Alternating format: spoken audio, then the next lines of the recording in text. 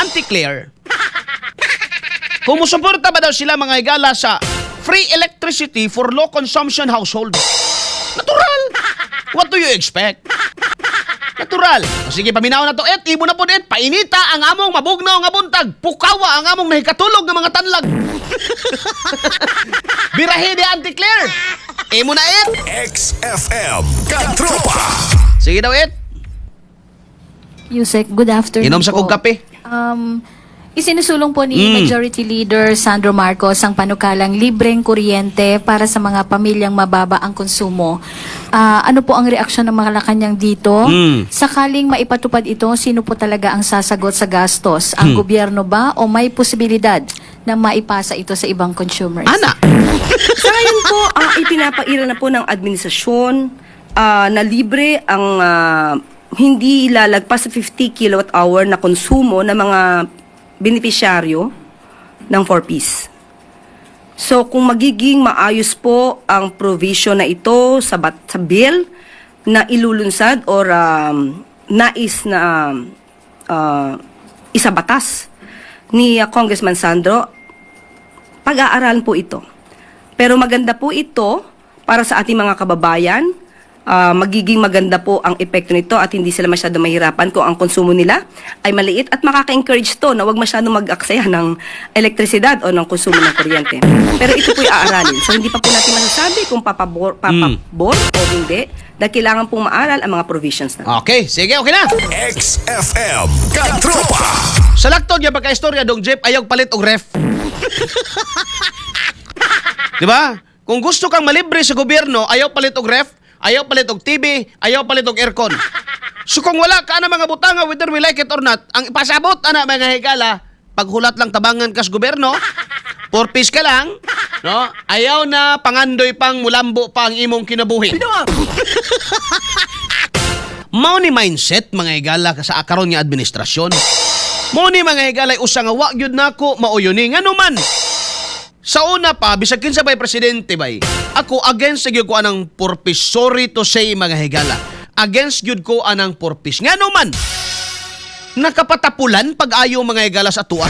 Bullseye. Bullseye.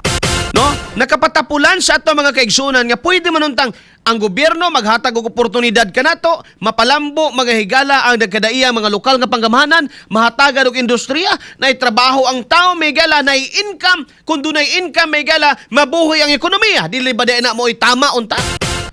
Nga kung doon na may subsidy mga igsoon, diha na siguro sa mga ginatawag na to nga mga force majeure.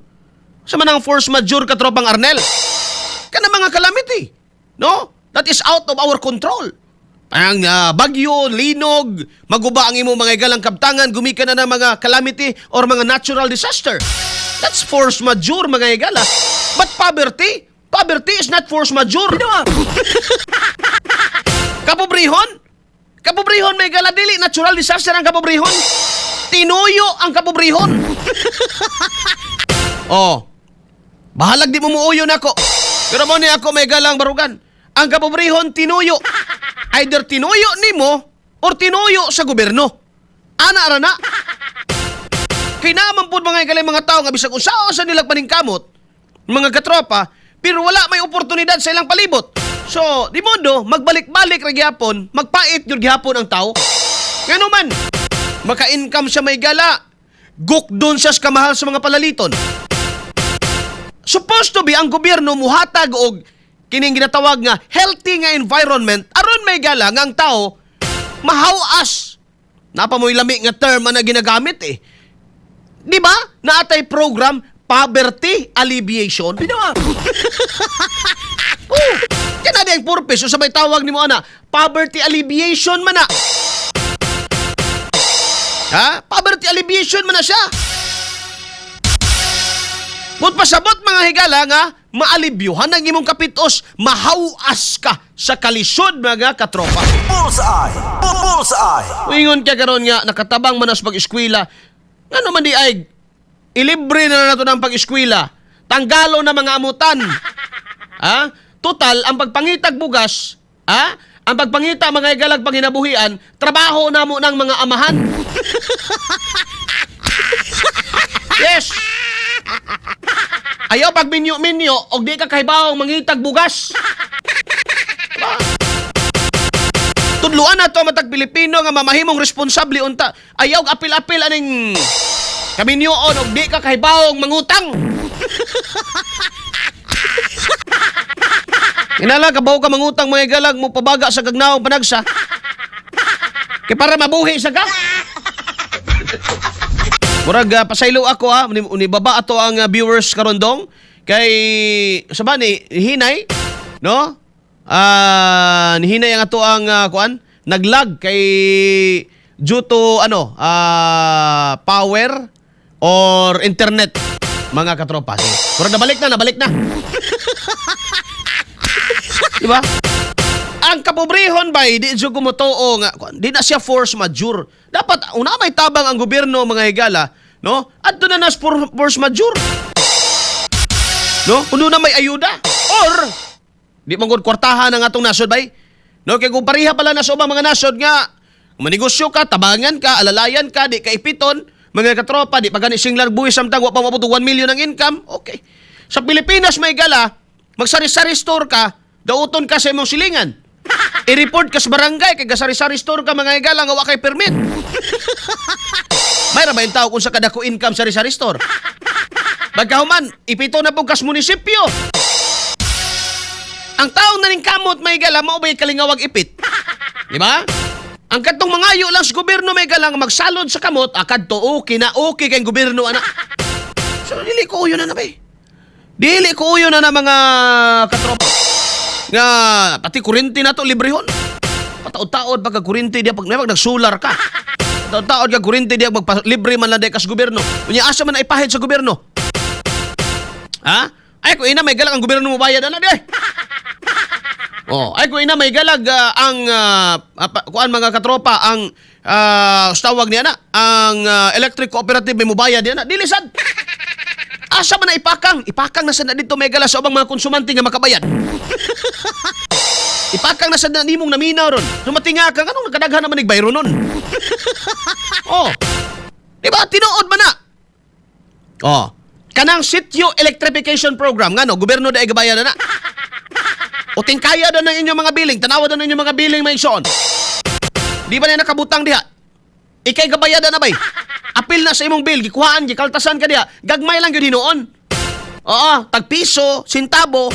Pero kay pila man takabuok gagamit og kuryente may galab, milyon-milyon gyapon matigom niya na. Tinuod man na mga katropa. Bullseye! Bullseye! Oh, National Grid Corporation of the Philippines, NGCP. Dili ba day tinuod nga kami nga mga konsumante ang gabayad sa inyong tower? Mo ba katropang Arel? Yes. Kita may gala nga mga konsumante ang gabayad sa tower nga ilang tukuron. Kita may gala nga mga konsumante ang gabayad may gala sa mga project nga ilang himuon. Sa unsang pamagi. Ingon ani, hinuno ang NGCP mo na sulong gahom. Nga mag-transfer o highway may galas kuryentes di buong Pilipinas wa na ilain. Kay tulo man ni ka sektor ang kuryente. Adunay source, power source, adunay transmission o adunay distribution. No, ari ka mga galas power source, daghan ni sila. No? Na mga company na renewable na non-renewable. Mga renewable kani mga Maria Cristina Falls kana siya. Mga non-renewable kini mga coal plant. Nga gipanag-iyahan ra sa megala sa pipila ka mga tao. Nya kani kay dagko man sila mga kuryente mo gawasan ni dagkong voltahe, di man ni pwede mo diretso sa imong balay kay masunog man ka. Muagi ni mga igalag transmission, dako may galang nga mga dagko nga mga tower, mo na transmission, muagi na diha may igsoon. Kinsa man na usala na kabuok, mo na ang National Grid Corporation, mo na ang napukor kaniadto Transco, mo na ron NGCP usa na lang. Ninuno ang mga igala nga kani sila gagamit silang eminent domain sa gobyerno, but pasamot. Nga pag ang imong yuta may gala maagian niya ng tower, pag di ka mo sugot, pwede ka nga expropriate, pwede kang kasuhan may gala, unya gamay rin matiti ni mo sa imong yuta. Tinuod na.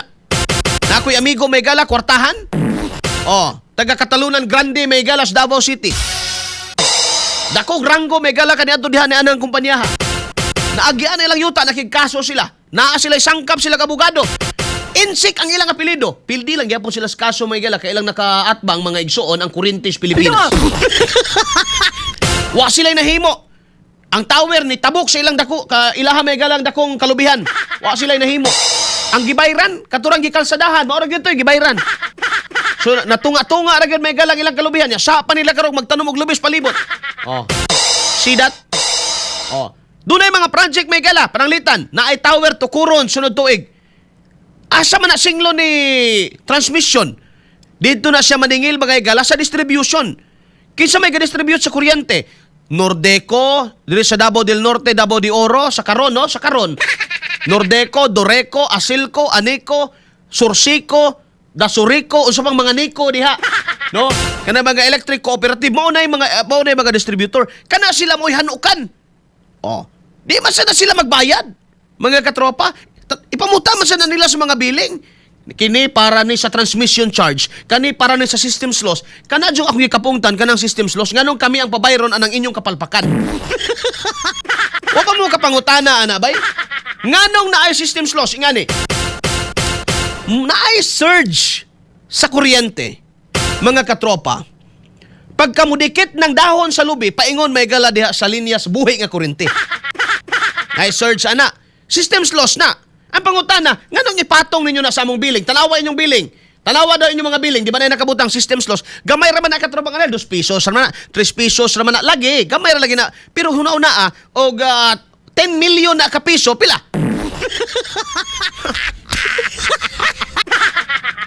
Di ba? Piso raman na katrobang anel. Yes, pero 1 billion man po na kabuok. Nagagamit may galag kuryente. Or consumer. O piso raman na per kilowatt ang gibutang. Per kilowatt. Unya makagamit na may galag 100 kilowatt. Hindi. Oh. The same mga galag gi-apply anang mga tower. Maningil si highway dito kang distributor mo na mga electric cooperative. No? Karon asa man maningil si electric cooperative? Tanawa ng billing nimo. Muna nga inyong istoryahe nga ang gobyerno na say mutabang ana maglibre-libre mo kuryente. Ang ending ana kami ra gyapon nga mga konsumante, nga mga makabayad, kami na say magsapnay ni ana inyong kabuang. Bullseye. Kauban si katropang Arnel Cortez. Bullseye. Di Soya Fuentes Welma, last scroll sa FB, usa matulog. Kani og naay John Digamos Davao, naa sadmi Arnel Cortez sa Davao del Norte. Ay sa intawon to gisguti itong atong amigo sa Davao. Wa pa intawon to mga igalakaw. Pag ito kapakita intawon si John. Pastilan. Sige lang. Alas 8 na may galas buntag. Muna, di ko mutuan ang libre-libre. Kana, dako ka ng binuang bay ba? Kanang systems loss, dako ka ng binuang yun. Nganong kami man inyong pasagubangon sa inyong kabuang, sa inyong kapalpakan. Nganong man inyong hinluin na? Diba? Nganong man ninyo na pangutla na mga punuan gitawag ninyo diyang mga vegetation. Pagka silaob karos kuryente kay dunay tuko may gala nga nagsumpa. Sala sa tuko, bayran nimo. Diba? Parehara man og tubig pa na ibuslot ang dakong linya. Siyempre, na systems loss. May gala system nausik ba? Nausik. Asa man ang charge ana ipatong? Sige, tanawan ng billing. Hindi nga ni ka-unfair mga igala. Kita mga igala ito, nagbuhay ano nila, oy. Yamin sila maglibre-libre pa. Ay, binuang na ng istoryaha mga igala. Arin na lang mo puyo sa mong balay. Arin na lang mo puyo sa amo, maumang galing na. Kay purpose na gani. Gikan sa tax na to, mga igala. No? Mo pa joy makadawat og AX, akap, tupad, etc. Isite. Unya karon librehon pag kuryente. Hamay mas mayog. Ibahin-bahin na lang iipon na lang sa amo. Di ba? Luwang na istoryaha may galon. Puro na gyud ayuda na sa inyong utok. Alas 8:02 na may galandag nas buntag dugang. Kagahapon dong nakapink si ante.